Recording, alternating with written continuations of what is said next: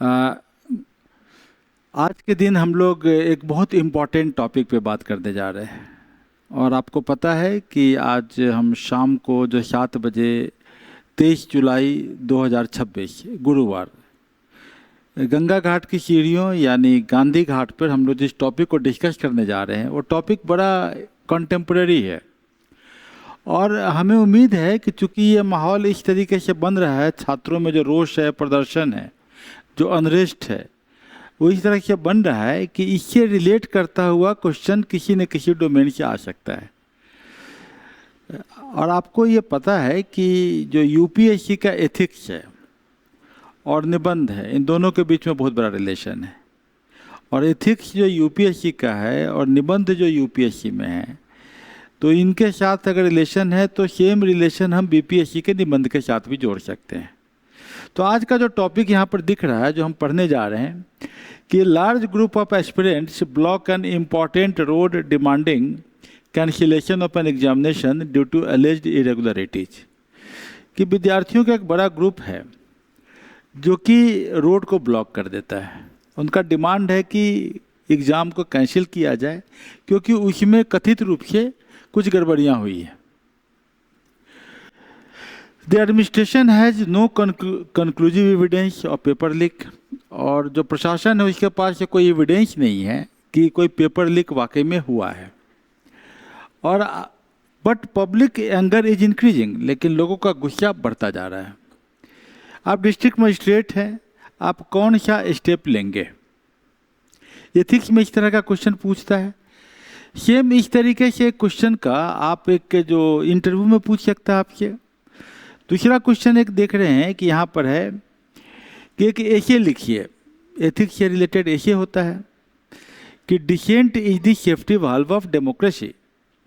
इसका हिंदी रूपांतरण देख लेते हैं। हिंदी रूपांतरण नीचे में होगा। लिखता है कि संवैधानिक परिसर का हवाला देते हुए एक असहमति लोकतंत्र का सुरक्षा वाल्व है। असहमति लोकतंत्र का सुरक्षा वाल्व है। और इस पे आप 1000 शब्द में निबंध लिखिए। तो आपको दिख रहा है कि डिस्ट्रिक्ट एडमिनिस्ट्रेशन के तौर पे आप किस तरीके से किसी पब्लिक प्रोटेस्ट को आप रोकते हैं, या असहमति लोकतंत्र का एक सुरक्षा वाल्व है। बीपीएससी में एक क्वेश्चन आने की संभावना करंट अफेयर्स में या अन्य टॉपिक में कि जेपी आंदोलन के विशेष संदर्भ में बिहार के राजनीतिक और लोकतांत्रिक विकास में छात्र आंदोलन की ऐतिहासिक भूमिका की चर्चा करें और इस कथन की आलोचनात्मक जांच करें कि छात्रों ने अक्सर बिहार में राजनीतिक परिवर्तन के एजेंट के रूप में काम किया है। एक क्वेश्चन हो सकता है 40 मार्क्स का हो, 400 वर्ड्स में लिखना हो। और फिर हम लोग एक प्रश्न यहाँ देख रहे हैं। जो प्रश्न आपके पास में आ रहा है कि वो प्रश्न है कि विरोध करने का अधिकार लोकतंत्र की एक अनिवार्य विशेषता है। Means you have to protest, right to protest is the essential condition of a democracy. लेकिन यह अस्थायी रूप से सार्वजनिक स्थानों पर कब्जा करने का अधिकार नहीं बन सकता। कि but permanently if somebody is encroaching public place, तो इसमें जो है ये अधिकार नहीं मिल सकता है। मीन्स डिबेटिंग टाइप का क्वेश्चन है। छात्र अशांति को रोकने में संस्थागत पारदर्शिता, शिकायत निवारण तंत्र और न्यायिक समीक्षा की भूमिका पर चर्चा और जांच करें। तो ये आपके लिए मान लिया कि यहाँ पर कॉन्स्टिट्यूशनल प्रोविजंस की भी बात हो रही है और पब्लिक अकाउंटेबिलिटी की भी बात हो रही है। और यहाँ हम देखते हैं एक और है कि निबंध जो है वो हमने दिया है कि, और इसके अलावा निबंध लिखने के जो बेसिक कंडीशंस है इस पे भी हम लोग बात कर सकते हैं कि निबंध कैसे लिखा जाना चाहिए। इसके कुछ टिप्स हम बात कर रहे हैं। तो कुल मिला जुला के 4 या 5 टॉपिक हो जाते हैं। जैसे आपको निबंध और के ऊपर में हमने 2 टॉपिक लिया आज कि निबंध लिखने का आर्ट एंड साइंस। इस पे हमने किताब लिखा भी है कि निबंध कैसे लिखा जाए, हाई स्कोरिंग निबंध लिखने के क्या तरीके हो सकते हैं। ये बिल्कुल एक आर्ट है, साइंस है, एक क्राफ्ट है कि आप कैसे लिखते हैं। और आपका पॉलिटी में क्वेश्चन आ सकता है छात्र के बारे में, हिस्टोरिकल पर्सपेक्टिव से क्वेश्चन आ सकता है, और एथिक्स में क्वेश्चन आ सकता है। तो हमें एक ही क्वेश्चन को डिफरेंट एंगल से एग्जामिन करने की ज़रूरत होती है। आइए हम लोग यहाँ पर टॉपिक को थोड़ा सा एग्जामिन करते हैं कि यहाँ पर कुछ की वर्ड्स दिए हुए हैं। जैसे कि यहाँ पर दिया हुआ है कि आपका पहला जो क्वेश्चन है कि एक एज ए डीएम आप स्टूडेंट्स की भीड़ को नियंत्रित करने के लिए क्या करेंगे। वो स्टूडेंट बोल रहे हैं कि परीक्षा में क्वेश्चन पेपर लीक हुआ है और लेकिन इसके बारे में कोई कंक्लूसिव एविडेंस नहीं है, तो आप एज ए डीएम क्या करेंगे। तो ये टॉपिक को कहते हैं हम लोग एथिक्स के टर्म में एथिकल डिलेमा, संशय की स्थिति है। हिंदी में यहाँ देखिएगा, जो लोग हिंदी मीडियम वाले हैं वो लिखेंगे कि नैतिक दुविधा। यहाँ पर दो चीज़ों में कॉन्ट्राडिक्शन है। एक है constitutional culture beyond elections, sorry यहाँ पर है आपका नो सॉरी यहाँ पर है कि peaceful protest versus mobility of health care, livelihood and public order. कि मान लिया कोई बीमार आदमी है, एम्बुलेंस से जाना है उसको, अब प्रोटेस्ट करके रोड को जाम कर देंगे तो इसका तो जाना रुक जाएगा, या पब्लिक ऑर्डर जो है लोग को आना जाना कम्यूटेशन करना वो रुक जाएगा। और या पीसफुल प्रोटेस्ट, कैसे पीसफुल प्रोटेस्ट किया जा सकता है। आइडेंटिटी स्टेक होल्डर्स, हमको आइडेंटिफाई करना है कि कौन स्टेक होल्डर है, किनके संवैधानिक दायित्व कम हो जाते हैं। आर्टिकल 14, आर्टिकल 19 एंड आर्टिकल 21, ये तीनों को हमें वहाँ डिस्कस करना होगा। और भारतीय न्याय संहिता के सेक्शन 163 को हमें रिकॉल करना पड़ेगा। मैं इसलिए कह रहा हूँ कि इस तरह के जब क्वेश्चन आते हैं और आने की संभावना जब बनती है तो students must do practice before hand. आप एग्ज़ाम होने से पहले अगर आप क्वेश्चन को लिख लिए हैं और विभिन्न पर्सपेक्टिव से लिख लिए हैं और वो क्वेश्चन आपका एग्ज़ाम में पकड़ा जाता है तो आपके होने की संभावना 3-4 गुना बढ़ जाती है। तो हमारा काम क्या है कि हम हर दिन 4 या 5 लॉन्ग आंसर टाइप क्वेश्चंस ऐसे इस तरह का लिखने का कोशिश करें। जैसे आज हमने करीब 3 क्वेश्चन लिया है और 2 टॉपिक ऐसे से लिया है। ऐसे लिखने का हम तरीका आपको सिखाने की बात कर रहे हैं और उसके बाद हम आपको एक मॉडल आंसर लिख के भी दिखा रहे हैं। तो यहाँ आपको 3 क्वेश्चन जिसमें कि एथिकल है, एथिकल डिलेमा का है, नैतिक दुविधा का है कि हम किस तरीके से डिस्ट्रिक्ट मजिस्ट्रेट होकर ये हम लोग कर पाएंगे और क्या मेथोडोलॉजी अडॉप्ट करेंगे और क्या किस तरीके से विद्यार्थियों को हम फेयरनेस भी का भरोसा दिला सकते हैं, उनकी भावनाओं को भी समझ सकते हैं, न्यूट्रल अप्रोच रख सकते हैं, लीगलिटी में बात कर सकते हैं, प्रोपोर्शनलिटी की बात सकते हैं और ट्रस्ट को फिर से रिस्टोर कर सकते हैं। तो ये जो टर्मिनोलॉजी है, इस टर्मिनोलॉजी के साथ आपको वाकिफ़ होना पड़ेगा, क्योंकि एथिक्स पेपर के लिए केस स्टडी को समझाने के से ज़्यादा अच्छा तरीका पढ़ाने का और कुछ नहीं हो सकता।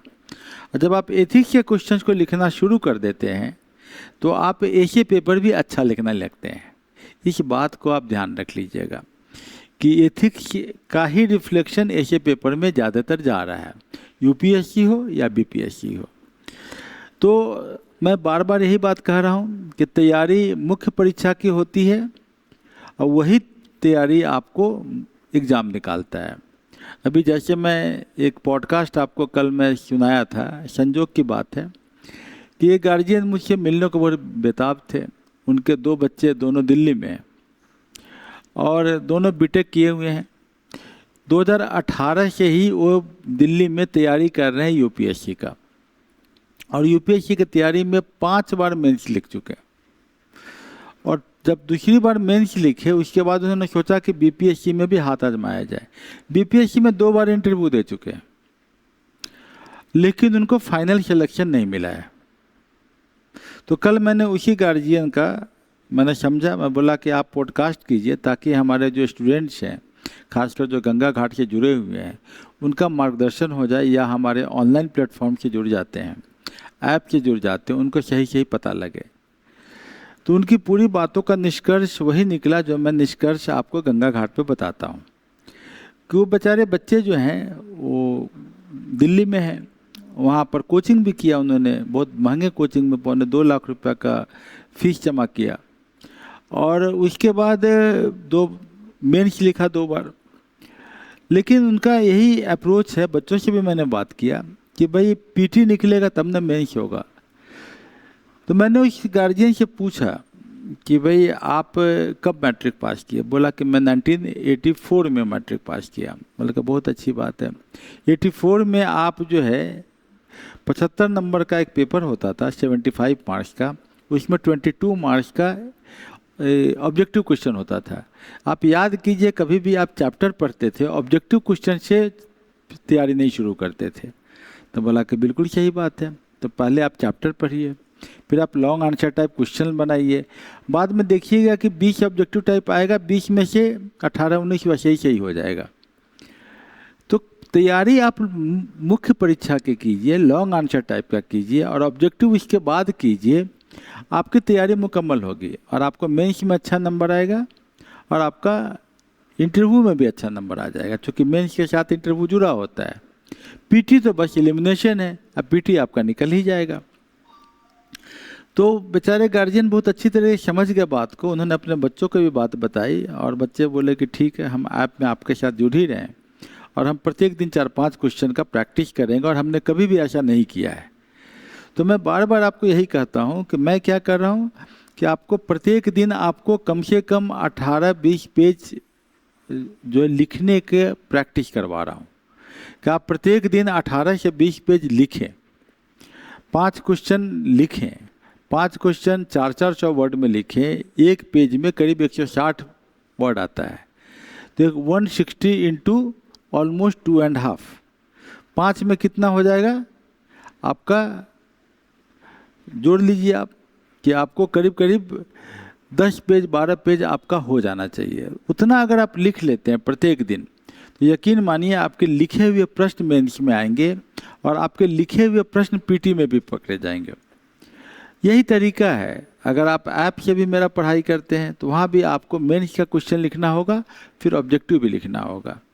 तो ये तरीके से अगर आप पढ़ाई कर ले जाते हैं 8-9 महीना, तो यकीन मानिए कि आपका सिलेक्शन होने के चांस बहुत ज़्यादा है, क्योंकि ज़्यादातर बच्चे जो है गलतफहमी के शिकार है, कोचिंग इंस्टीट्यूट उनको गलतफहमी में ले जा रहा है। तो आइए हम इस क्वेश्चन को लिखते हैं। दूसरा क्वेश्चन देखते हैं जो आपके सामने में है, पॉलिटी एंड कॉन्स्टिट्यूशन का, इससे रिलेटेड है कि द राइट टू प्रोटेस्ट, मतलब कि आपको प्रोटेस्ट करने का, विरोध करने का जो राइट है, जो अधिकार है, वो इसेंशियल फीचर है डेमोक्रेसी का, प्रजातंत्र का एक बहुत महत्वपूर्ण आधार है।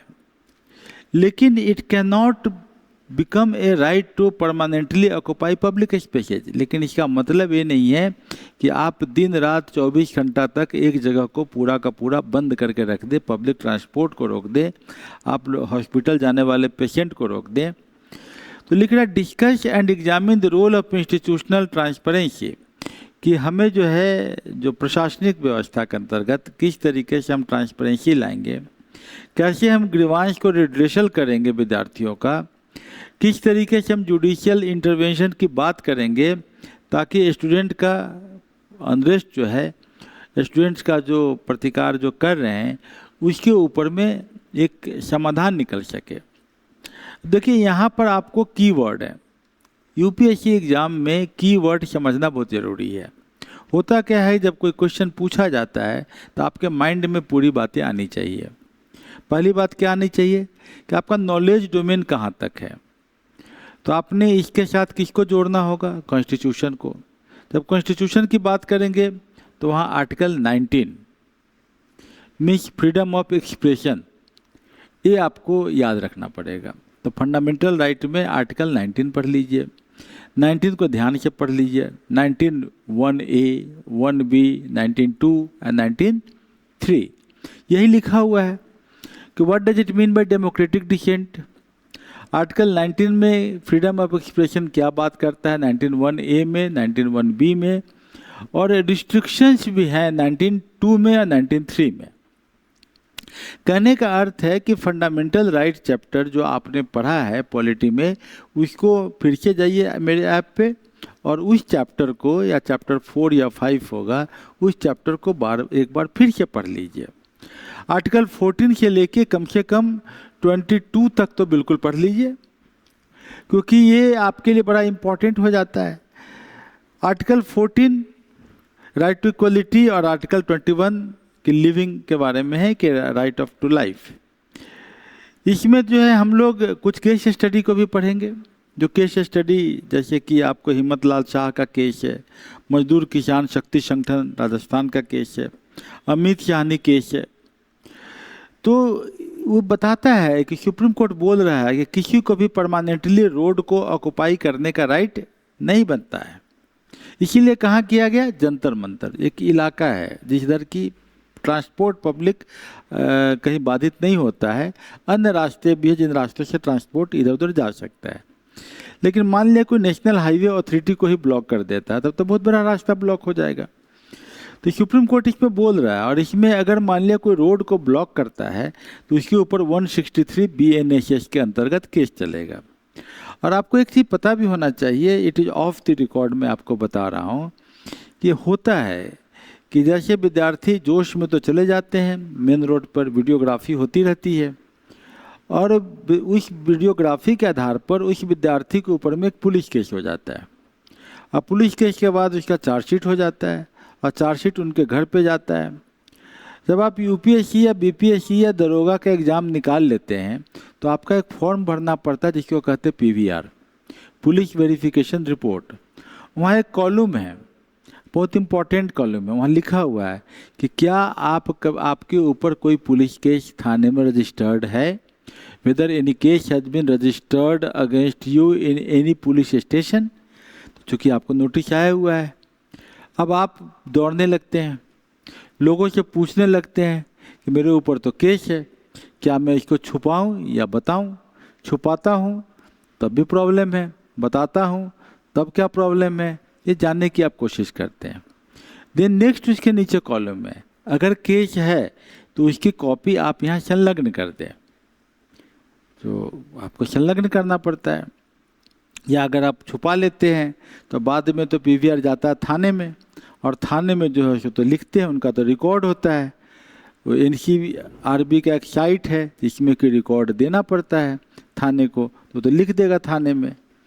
अब आपको लिए प्रॉब्लम शुरू हो जाएगा, क्योंकि जो डिसिप्लिनरी अथॉरिटी है वो उसके लिए फिर लीगल एडवाइस लेगा, और लीगल एडवाइस में हो सकता है कि आपको जॉब ज्वाइन करने में बहुत सारी दिक्कतों का सामना करना पड़े, कोर्ट कचहरी जाना पड़े।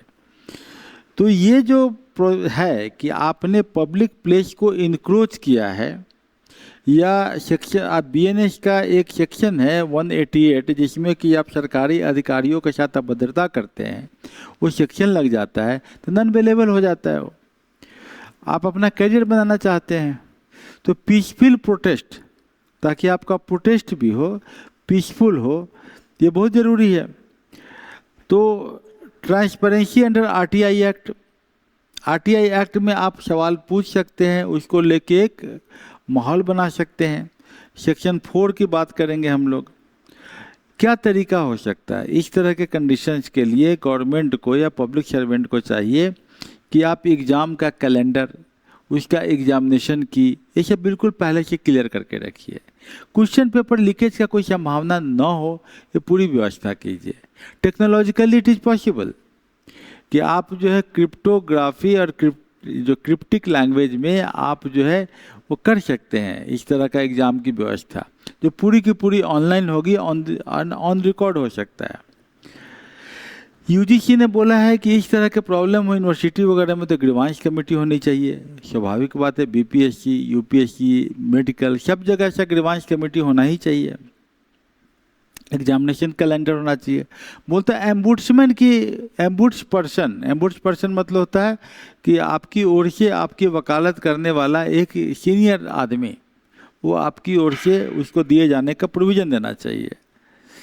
आर्टिकल 32 और आर्टिकल 226 इम्पोर्टेंट हो जाता है, जिसके अंतर्गत होता है कि भाई आप जो है कोर्ट में जा सकते हैं अगर आपका फंडामेंटल राइट इन्फ्रिंज होता है तो। Public order, accountable government, accountability पर तो क्वेश्चन ही आ गया यूपीएससी में, पब्लिक अकाउंटेबिलिटी, इंस्टीट्यूशन का ट्रस्ट, स्टूडेंट का participation in all this process, timely decision, least restrictive policing, कि आप किसी तरीके से ऐसा न करें कि ताकि अनरेस्ट होने की संभावना हो जाए, और एक क्रेडिबल डेमोक्रेटिक इंस्टीट्यूशंस की बहाली हो जानी चाहिए। ये सब कीवर्ड को अगर आप आंसर में डालते हैं, जो हमने यहाँ इंग्लिश में दिया उसका हिंदी में नीचे दिया हुआ है, अगर आप अपने आंसर में इन सब कीवर्ड को डालते हैं और कीवर्ड का इस्तेमाल करते हुए मैंने 400 वर्ड का आपको मॉडल आंसर लिखा भी है, आप उसको अगर पढ़ते हैं, उसको समझने की कोशिश करते हैं, आप देखते हैं कि इस तरह का आंसर का एक्सपेक्टेशन है यूपीएससी या बीपीएससी को, और आप लिख लेते हैं उस तरह का आंसर बार बार पढ़ के, याद करके, समझ के, 360 डिग्री एनालिसिस करके, तो यकीन मानिए कि अब आपके लिए ये टॉपिक, इसके अंतर्गत article 19, article 14, article 21, BNS 163, article 32, article 226, ये सब तो आपका क्लियर हो जाएगा। तो इतने शब्दों के बीच के डोमेन से कोई क्वेश्चन आता है तो आप बिल्कुल कर पाओगे। जैसे इस बार एक क्वेश्चन आया था यूपीएससी में कि आप जो पब्लिक अकाउंटेबिलिटी का, कि आपको पता लगता है कि कोई इम्यूनाइजेशन वैक्सीन की कंपनी जो हो गलत वैक्सीन या स्पूरियस वैक्सीन को प्रमोट करने की कोशिश कर रहा है और आपके बॉस बोल रहे हैं काम करो, तो आप क्या करोगे? That is the public accountability.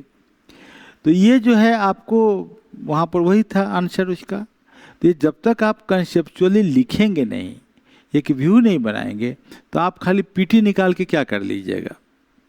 PT निकाल के फिर वही होगा कि बार बार आप, जैसे उस बच्चे के साथ हुआ, 528 इज द कट ऑफ, उस स्टूडेंट का एग्जैक्ट मार्क्स 528 है, 528 पर शायद 2 का सिलेक्शन हुआ है और 528 पर इन 2 का रिजेक्शन हुआ है।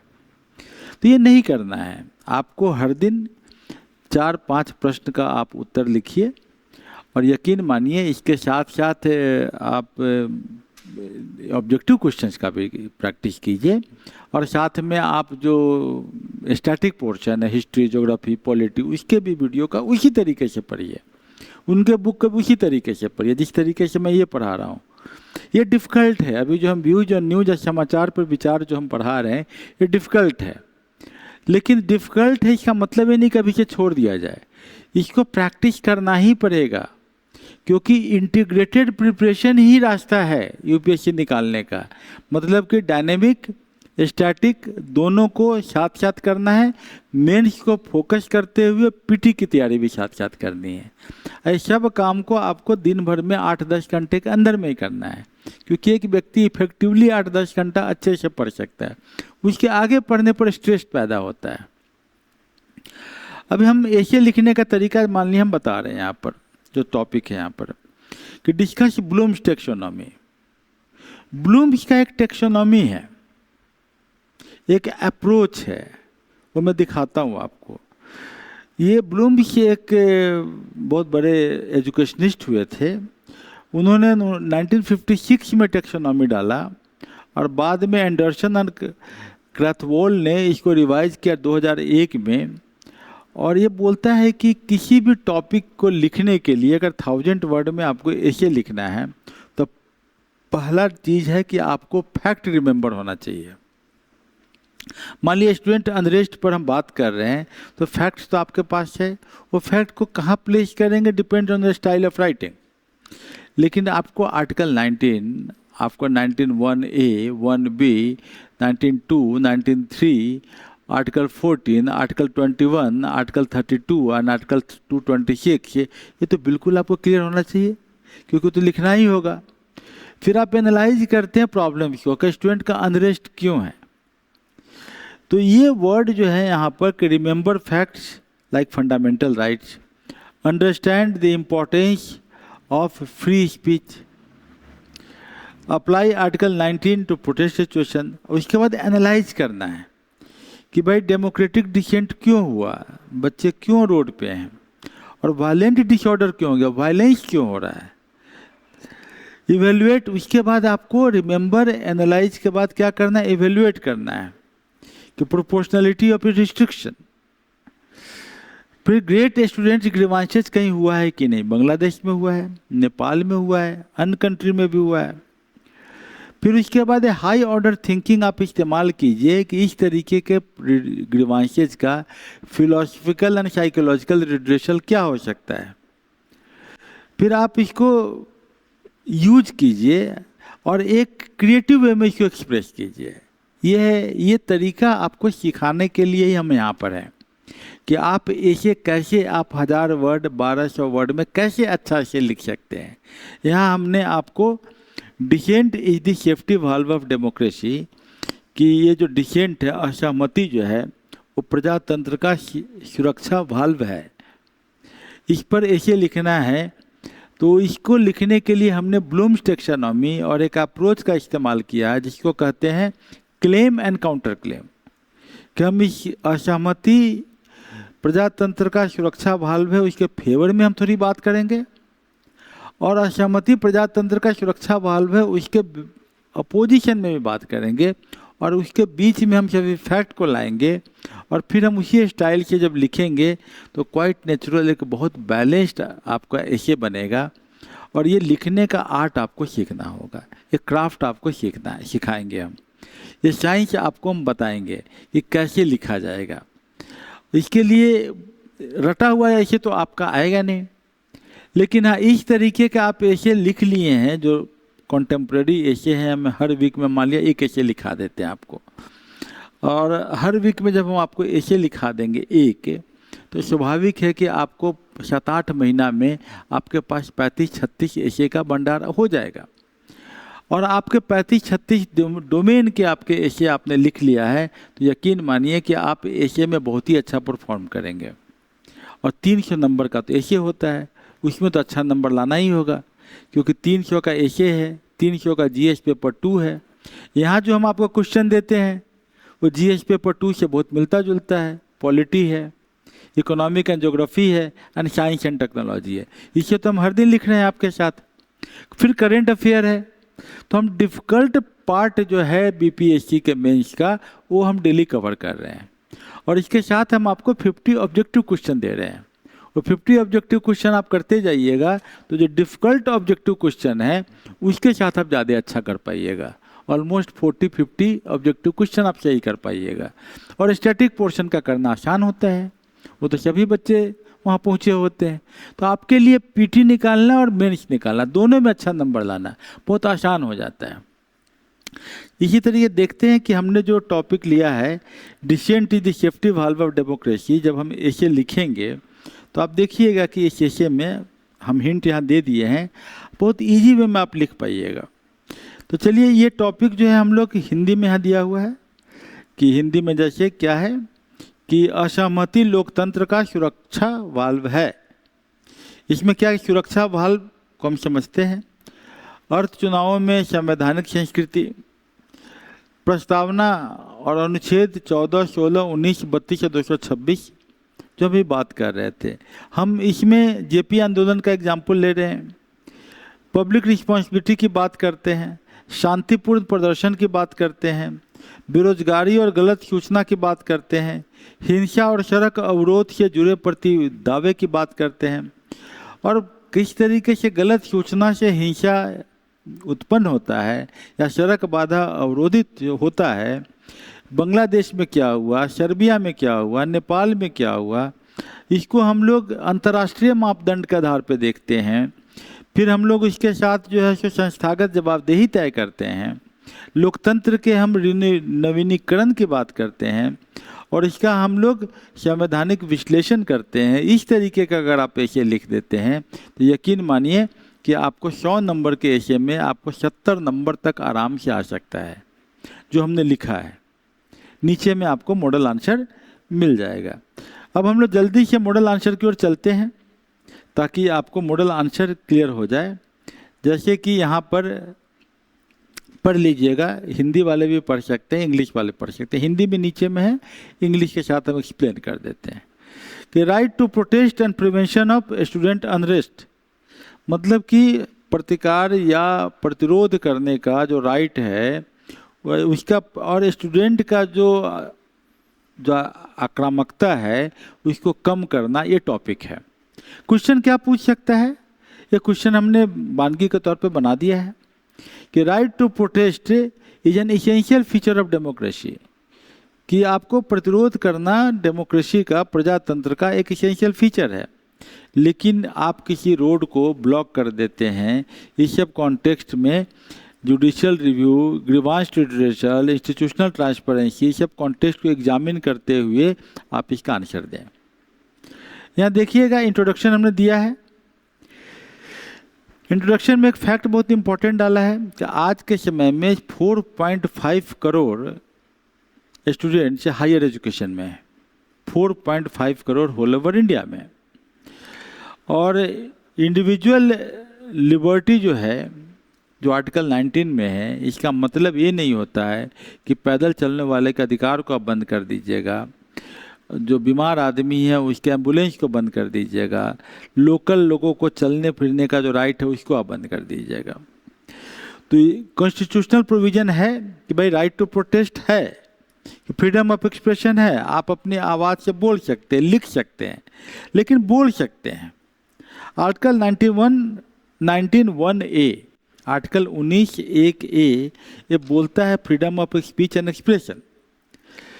और आर्टिकल 1(b) बोलता है कि peaceful assembly without arms, peaceful assembly आप कर सकते हैं। नेवरदलेस आर्टिकल 19(2) और 19(3) परमिट रीजनेबल रिस्ट्रिक्शन, लेकिन 2 तो देता है आपको राइट्स, लेकिन 2 आपको छीन भी लेता है। आर्टिकल 19(2) और 19(3) जो बोलता है रिस्ट्रिक्शंस भी है, क्योंकि हमारे देश के सॉवरेनिटी, संप्रभुत्ता को बचाना है, इंटीग्रिटी को बचाना है, पब्लिक ऑर्डर को बचाना है। लेकिन बच्चा एग्जाम दे रहा है, उसका भी लाइफ है, राइट टू इक्वलिटी है उसके लिए भी, तो ये भी एक पॉइंट है। आर्टिकल 21 है। तो इसका मतलब है कि क्वेश्चन पेपर लीक होना तो सरासर न्याय भी है। तो इन दोनों के बीच में equality, dignity, mobility and life, इन सब के बीच में हमको डिबेट करने की ज़रूरत है। इस क्वेश्चन का आंसर करने के लिए हमने कुछ तैयारी कर ली है, और तैयारी करना ही चाहिए। जब हमें लगे कि कोई क्वेश्चन जब मैं बता रहा हूँ इसका मतलब इसके आने की संभावना है। जैसे कि पिछले बार में मैं कुंभ के बारे में आपको मैंने बहुत सारे अपने स्टूडेंट को लिखवाया था, और संजोग से कुंभ वाला क्वेश्चन आ गया कि कुंभ के लिए क्या व्यवस्था की गई थी सरकार के द्वारा। तो ये यहाँ से भी मान लिया क्वेश्चन आता है तो हम तैयारी क्यों नहीं पहले कर लें।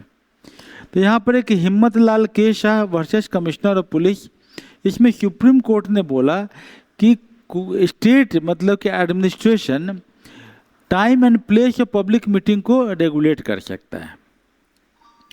ये नहीं कि हम इसको बिल्कुल मना कर रहे हैं, हम इसको बोल रहे हैं कि आपको प्रोटेस्ट करने का हम एक जगह दे रहे हैं, वहाँ आके आप प्रोटेस्ट कीजिए। बहुत जगह है, दिल्ली में जैसे रामलीला ग्राउंड में प्रोटेस्ट करने का मौका मिल जाता है, जंतर मंतर में मिल जाता है, हर जिला में एक खास जगह होता है, जैसे पटना में हड़ताली मोड़ था कि वहाँ पर आप प्रोटेस्ट कर सकते हैं। तो प्रोटेस्ट करने की जगह को फिक्स करने की ज़रूरत है। एक मजदूर किसान शक्ति संगठन और वर्सेस गवर्नमेंट ऑफ इंडिया में बोला कि प्रोटेस्टर्स का फ्रीडम भी है, उसको पानी पीने की व्यवस्था भी करनी होगी। उसको ऐसा है कि कोई दिक्कत हो जाए, अगर धूप लग जाए, वो बेहोश हो जाए, तो उसको हॉस्पिटल पहुंचाने के लिए एम्बुलेंस वगैरह भी रखना होगा। तो Amit Shahani versus commissioner of police का जो केस है, रिसेंट केस है 2020 का, उसमें कोर्ट ने डिक्लेयर किया कि पब्लिक रोड को और पब्लिक स्पेस को आप ऑक्युपाई नहीं कर सकते, जो कि उनके लिए डिजिग्नेटेड प्लेस होना चाहिए। इसीलिए रेगुलेशन जो है बोलता है कि आर्टिकल 19(3) जिसके अंतर्गत हमको फंडामेंटल राइट में बोलता है कि ब्लैंकेट नहीं है कि आपको कवरेज देना है, अब ब्लैंकेट रिस्ट्रिक्शन भी नहीं है। तो 163 BNSS जो भारतीय न्याय संहिता की है, वो दोनों के बीच में एक इक्वली एक कॉन्फ्लिक्ट का स्थिति पैदा करता है, कुछ परमिशेबल और कुछ इम्परमिशेबल। ट्रांसपेरेंसी की बात कर रहे हैं, ये तो बिल्कुल क्लियर है कि अभी क्या हो, यूनिवर्सिटी, BPSC, मेडिकल, ये सब के क्वेश्चन पेपर लीक हो जाते हैं। तो सरकार को पहले ही व्यवस्था करनी होगी कि क्वेश्चन पेपर नहीं लीक हो। इसके लिए आजकल ब्लॉकचेन टेक्नोलॉजी है, आप इस्तेमाल कीजिए। अभी एक मैसेज आ रहा है कि केंद्र सरकार बोल रही है कि अगली बार से नीट की परीक्षा हम ब्लॉकचेन टेक्नोलॉजी से लेंगे, तो आप बिफोर हैंड कर लीजिए, मौका तो मिल ही सकता है इसमें। राइट टू इन्फॉर्मेशन एक्ट में आप इन्फॉर्मेशन सही सही दीजिए, छुपाइए मत, आपको कॉपी दे दीजिए बच्चों को ताकि कॉपी चेक कर लें। आप इंडिपेंडेंट ऑडिट करवाइए बाहर के एजेंसी से, आप र्यूमर्स पर रोक लगाइए। एग्जाम में अनफेयर में अगर करता है तो इसके ऊपर में आप जो है मेल प्रैक्टिसेस के लिए आप स्ट्रिक्ट एक्शन लीजिए। ग्रीवांश है तो ग्रीवांश का रिड्रेसल करवाइए। यूजीसी का रेगुलेशंस भी है, इसमें है कि बीच बचाव करने वाले एम्बुड्स पर्सन के अपॉइंटमेंट किया जाना चाहिए। जुडिशियल रिव्यू जो हमने बात किया वहाँ पर कीवर्ड में आर्टिकल 32 और 226 इसके अंदर जुडिशियल रिव्यू की बात करते हैं। कंक्लूजन, रिस्पॉन्सिव कॉन्स्टिट्यूशनलिज्म कि students unrest is prevented not by silencing voices but by creating trustworthy institutions. बहुत इंपॉर्टेंट लाइन है कि लड़कों का जो वॉइस है उसको सिर्फ ज़बरदस्ती साइलेंस नहीं करना है, हमको अपना विश्वास उनका जीतना है कि हम आपके लिए न्याय के लिए खड़े हैं। डिजिग्नेटेड प्रोटेस्ट स्पेसेस आप उनके लिए अलग प्रोटेस्ट दे दीजिए। मिनिमम पब्लिक डिस्ट्रप्शन, कम से कम पब्लिक को परेशानी हो। ट्रांसपेरेंसी रखिए अपने बिहेवियर में। क्रेडिबल ग्रीवांस रिड्रेसल कर दीजिए ताकि उनको लगे कि हमने ग्रीवांस दिया है तो इसका रिड्रेसल होगा। और जुडिशियल रिव्यू करने का प्रोविज़न जो है, इन सबों से हम अकाउंटेबल गवर्नेंस की नींव रख सकते हैं। माय डियर स्टूडेंट, अगर आप इस तरीके के डोमेन में 400 वर्ड में इस क्वेश्चन का आंसर लिख लेते हैं तो आप यकीन मानिए कि आपको इसमें 40 नंबर में आपको 32 के करीब करीब नंबर मिल ही जाएगा, तो क्या मॉडल आंसर है। अब आप देखिए कि आपका आंसर इसके स्टैंडर्ड में कहाँ जाके टिकता है, आप खुद इवेलुएट कर सकते हैं। कोई टीचर की इवेल्युएशन की ज़रूरत नहीं है। अगर आपने ऐसा लिखा है तो 40 में हम बोलते हैं 32। अगर आपने सभी पॉइंट्स को अपने तरीके से लिखा है तो आप इवेल्युएट कर सकते हैं क्या कीवर्ड हमने डाला है। हो सकता है कि 27 हो, 28 हो, 30 हो, तो आप एक आइडिया ले सकते हैं। फिर दोबारा लिखने की कोशिश कीजिए, फिर इसको पढ़ने की कोशिश कीजिए, इसके हर वर्ड को समझने की कोशिश कीजिए। आपका एक क्वेश्चन पीटी का भी आराम से निकल जाएगा वहाँ से। बीपीएससी में क्वेश्चन दिया है कि discuss the historical role of student movement. ऐतिहासिक परिप्रेक्ष्य में विद्यार्थियों का जो प्रोटेस्ट है, मूवमेंट है, आंदोलन है, बिहार के पॉलिटिकल और डेमोक्रेटिक डेवलपमेंट में क्या भूमिका रही है, खासकर जेपी मूवमेंट की चर्चा कीजिए। और इस कॉन्टेक्स्ट में आपको जो है इसका एग्जामिन कीजिए। यहाँ पर क्वेश्चन दूसरा ये भी पूछ सकता है, students movement have frequently acted as agents of political change in Bihar, examine. कि स्टूडेंट मूवमेंट हमेशा पॉलिटिकल चेंज, राजनीतिक बदलाव का संकेत दिया है, बताइए। यहाँ बिल्कुल है कि आपको 1942 में यहाँ पर क्विट इंडिया मूवमेंट में 7 स्टूडेंट को गोली लगी, मर गए, पटना के शहीद, जिनका कि स्टैचू भी बना हुआ है, इसका भी जिक्र है। पोस्ट इंडिपेंडेंस में हमेशा पटना यूनिवर्सिटी, बिहार यूनिवर्सिटी के लोग अपना प्रोटेस्ट करते रहे। सबसे बड़ी बात तो हो गई 1974 में मार्च में, जब स्टूडेंट्स लोगों ने जेपी को, जब जयप्रकाश नारायण जी को बोला कि हम पीसफुल प्रोटेस्ट करेंगे, आप आइए हमको लीड कीजिए, और संपूर्ण क्रांति की शुरुआत होती है। 25 जून 1975 जबकि इमरजेंसी लगा था, जेपी जो है एक डेमोक्रेसी, प्रजातंत्र के स्थापना करने वाले व्यक्ति, मसीहा के रूप में आए। 1977 में इस मूवमेंट का ये असर हुआ कि कांग्रेस बुरी तरीके से हारी और बिहार में तो एक सीट नहीं ला पाई। 330 सीट ला के जो है जनता दल ने अपनी सरकार बनाया। ये जो है ये स्टेटमेंट के बारे में हमने कॉन्स्टिट्यूशनलिटी की बात किया कि भाई प्रोटेस्ट का क्या मतलब है। 1901A, 1901B, 1902, 1903 और Kameshwar Prasad versus state of Bihar emergency में हम लोगों ने डिस्कस किया है। इस तरीके से करके कर सकते हैं। फिर सिंपल एक और केस है जो एथिक्स में हम डिस्कस कर रहे हैं कि आप डीएम हैं तो आप किस तरीके से इस तरह की घटनाओं को डील करेंगे। तो एथिकल डिलेमा, स्टेक होल्डर्स और डिफरेंट हेडिंग में हमने डिस्कस किया है, पढ़िए इसको आराम से। एथिक्स में इसी तरीके से क्वेश्चन का आंसर किया जाता है। यूपीएससी वाले स्टूडेंट कृपया नोट करें। फिर हम लोग ऐसे लिख रहे हैं और ऐसे देखिएगा, बहुत इंटरेस्टिंग ऐसे है, हिंदी में भी देख लीजिए, इंग्लिश में भी देख लीजिए। हम लोगों ने किस तरीके को एशियो को पैराग्राफ वाइज लिखा है, 2-4 बार पढ़ के, समझ के, लिख के, बार बार समझ के आप इस एशियो को लिखने की कोशिश कीजिए। हिंदी वाले हिंदी मीडियम में, इंग्लिश वाले इंग्लिश मीडियम में। ये प्रैक्टिस आपको करना होगा, अन्यथा आप हर बार जो है यही बोलेंगे कि मेरा तो पीटी हो गया, मेंस नहीं हुआ, मेंस हुआ, इंटरव्यू नहीं हुआ, और कहीं ना कहीं आप गफलत में पड़ेंगे और परेशानी आप ही की होगी। और जब सिलेक्शन नहीं होता है तो फ्रस्ट्रेशन बहुत होता है। क्योंकि मैं तो निकाल लिया, एक ही बार में बीपीएससी भी निकाला, यूपीएससी निकाला, फॉरेस्ट सर्विस भी निकाल लिया, बहुत सारे एग्ज़ाम निकाला। तो मैंने पाया कि एक तरीका है, और वो तरीका की खोज लेके ही मैं आपके पास आया हूँ कि मेरे पास पूरा सॉल्यूशन है कि आप किस तरीके से मिनिमम टाइम में बेस्ट प्रिपरेशन करके अपने आप को एग्ज़ाम रेडी कर सकते हैं। तो आज शाम को हम मिलते हैं 7 बजे गंगा घाट, गांधी घाट, एनआईटी घाट की सीढ़ियों पर, और वहाँ आपको जो व्यक्तिगत रूप से भी जो आपको समस्याएं होंगी, आपको कुछ गाइडेंस चाहिए, आपको अपनी समस्याओं के साथ मुझसे शेयर कीजिए। मैं अपने अनुभव से, अपनी बुद्धिमत्ता से आपको मैं गाइड करके सही ट्रैक पर लाके पढ़ाई के प्रति मोटिवेट करके मैं रास्ता दिखाऊंगा, जिससे कि आपके समाज का फ़ायदा होगा, आपके गार्जियन का फ़ायदा होगा, आपको एक करियर मिलेगा। I am there with you, I will hold your hand till you succeed. आइए गंगा घाट पर, और ये जितने क्लासेज हैं ये सभी क्लास आपको हर जगह फ्री में अवेलेबल है। ये आपको वीडियो जो है आपको यूट्यूब पे मिल जाएगा, इसके नोट्स जो है वो टेलीग्राम में मिल जाएंगे, इसका क्वेश्चन जो है हमारे ऐप में मिल जाएगा। तो आप इन सबों में कहीं से भी आप इसका फ़ायदा उठाइए। ज़्यादा रिलायबल ऐप है, क्योंकि वहाँ पर आपको चीज़ें कैटेगराइज होके व्यवस्थित ढंग से रखी हुई हैं। तो आप उससे व्यवस्था के साथ जुड़ जाइए और आपकी तैयारी अच्छी हो जाए और आप एग्ज़ाम निकालने के लिए अग्रसर आगे बढ़ते रह जाएं। बहुत बहुत धन्यवाद है।